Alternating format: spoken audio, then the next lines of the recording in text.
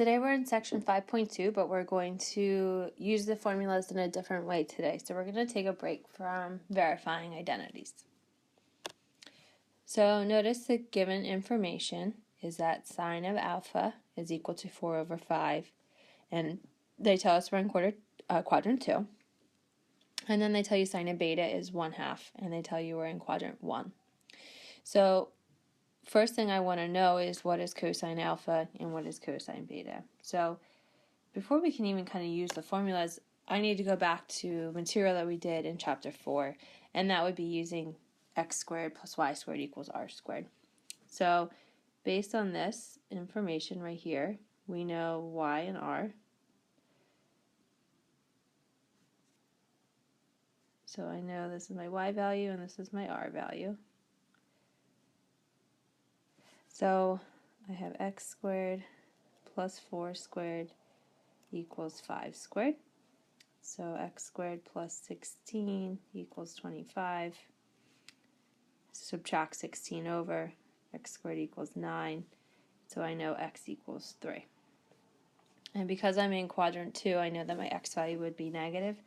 So cosine of alpha would be negative 3 over 5. And remember, cosine is x over r.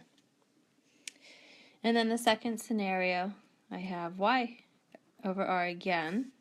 So I have x squared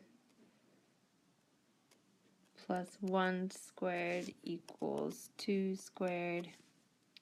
So x squared plus 1 equals 4. Subtract 1 from both sides, so x squared equals 3. So my x value is square root of 3.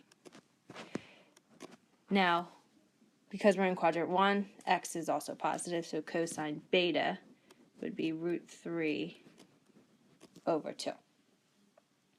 So now that I have these 4 values, now we're actually able to use the formula. So I'm going to switch screens to find letter C and D of the problem. So notice I recopied at the top, but you should have that written down. So here I want cosine of alpha plus beta. So going back to the formulas from yesterday, cosine of alpha plus beta is equal to cosine alpha, cosine beta, minus sine of alpha, sine of beta. And now it's just a matter of using the values that we found and substituting it in. So cosine alpha is negative 3/5. Cosine beta is root 3 over 2. Sine of alpha is 4/5. And sine of beta is 1/2. And now you multiply your tops and your bottoms. So on the left-hand side, we'll get negative 3 root 3 over 10 minus 4 over 10. And because we have common denominators, we can write this as one large fraction. So it would be negative 3 root 3 minus 4 all over 10.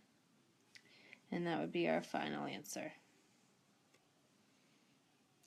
For letter D, same thing, I'm just asking for a different formula to use.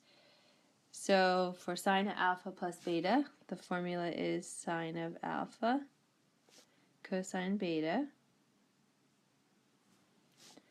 plus cosine alpha sine of beta. So sine of alpha, let me change my pen color actually. So sine of alpha is equal to 4/5. Cosine beta is root 3 over 2.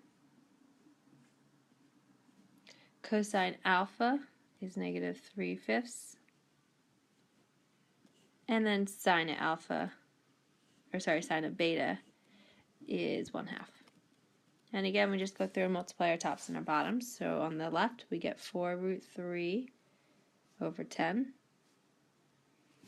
Plus, and then over here we'll get a negative 3 over 10.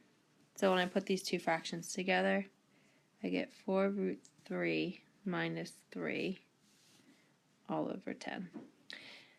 And I can't go any further in the top because they both don't have a square root. So that would be our final answer.